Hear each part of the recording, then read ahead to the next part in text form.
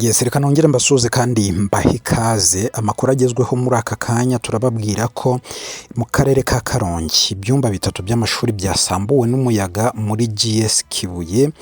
Hanyuma mu karere ka Rusizi ho Shisha Kibondo yarikoze, aho abakozi 4 bafungiye kuri sitasiyo ya RIB ya Bweyeye bazira ibijyanye na Shisha Kibondo. Aya makuru hamwe n'andi atandukanye reka nyabaramburire muri aka kanya, nizera ko buri wese yamaze gukanda subscribe ku buryo amakuru atandukanye areba ubuzima bw'abana, amakuru atandukanye areba umuryango yose mubasha kuyabona ako kanya. Hanyuma reka mpere mu karere ka Karongi aho ibyumba bitatu by'amashuri byasambuwe n'umuyaga. Aha ni muri GS Kibuye. Umuyaga rero mwinshi uvanze n'imvura wasambuye ibyumba bitatu by'amashuri muri GS Kibuye mu mujyi wa Karongi. Amabati yabyo araguruka agwa ku bindi byumba 2 by'amashuri nabyo arabyangiza. Byatumye abana babyigiragamo bahindurirwa aho bakorera ibizamini. Murabizi ko abana benshi bari mu gihe cy'ibizamini.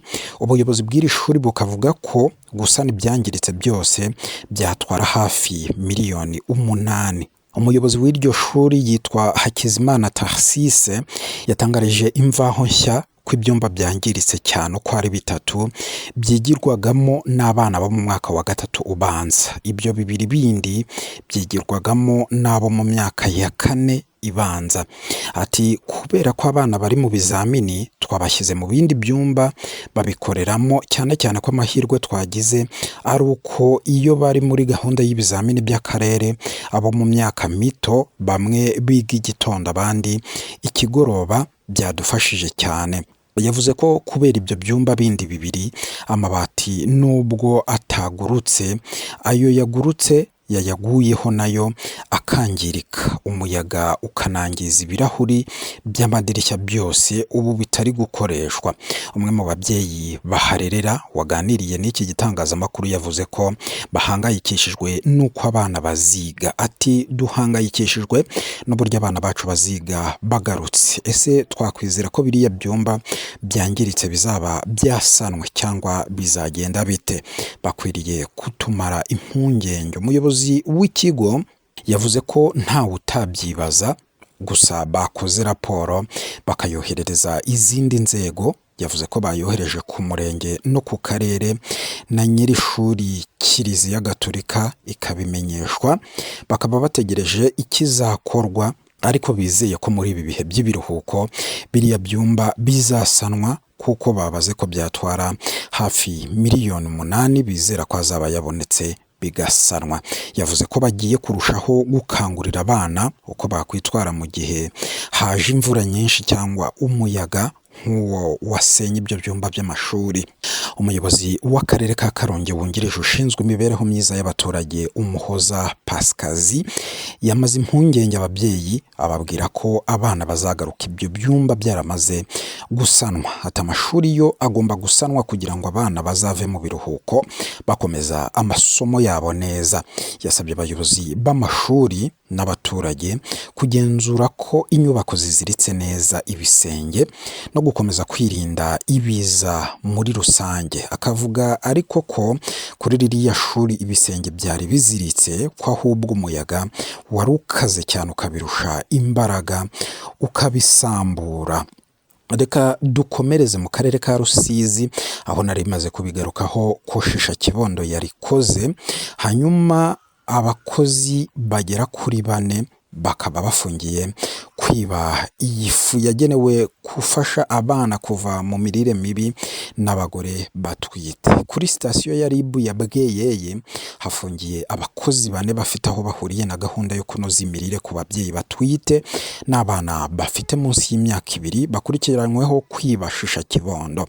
Abo bakozi ni Uwizeyimana Chantal, umugenzuzi w'ingo mbonezamikurire unashinzwe kurwanya igwingira ry'abana mu murenge wa Bweyeye. Akabamo Bizimana Eric, ushinzwe kwinjiza muri systeme amakuru y'ababyeyi batwite n'abana bafite munsi y'imyaka 2 ku kigo nderabuzima cya Bweyeye niyo gushimwa Samuel na Basabose Vedaste, bombi bakora isuku muri icyo kigo nderabuzima. Umukozi w'ikigo nderabuzima cya Bweyeye wahaye Imvaho Nshya ayo makuru yavuze ko bakekwaho kwiba amakarita 4 n'ibiro 3 by'iyo fu y'igikoma ya shisha kibondo, bafashwe bayihishe muri laboratoire y'ikigo nderabuzima, bari buyigabane abandi bamaze gutaha. Ati amakuru yitangirwa n'umwe mu bafashwe ariwe Basabose Vedaste, umwe mu bakora isuku muri icyo kigo nderabuzima, avuga ko byabaye ubwo hatangwaga ifu ya shisha kibondo ku bagore batwite n'abafite abana b'imyaka 2 gusubiza hasi. Ati Uwizeyimana Chantal, umugenzuzi w'ingo mbonezamikurire z'abana bato, akaba no muri komite ishinzwe kurwanya imirire mibi n'igwingira ry'abana mu murenge wa Bweyeye ikorana n'ikigo nderabuzima cya Bweyeye, yabwiye uwo Basabose Vedaste kureba mugenzi we Yizeye uhakora isuku, bagafata amakarita 4 n'ibiro 3 byari bisigaye bakabihisha bakaza kubigabana. Avuga ko Basabose Vedaste yahise abwira mugenzi we niyo gushimwa Samuel, bafata ayo makarita 4 n'ibiro 3. Bizimana Eric abereka aho babihisha muri laboratoire y'ikigo nderabuzima, bafungura akabati kaho babipfundamo. Uwizeyimana Chantal akaba yari yababwiye ko abandi nibamare gutaha abo bashinzwe isuku bafata ikarita 1 bakajya kuyigabana, andi 3 n'ibyo biro 3 bisigaye bikagabanwa n'abo bakozi 2 bandi.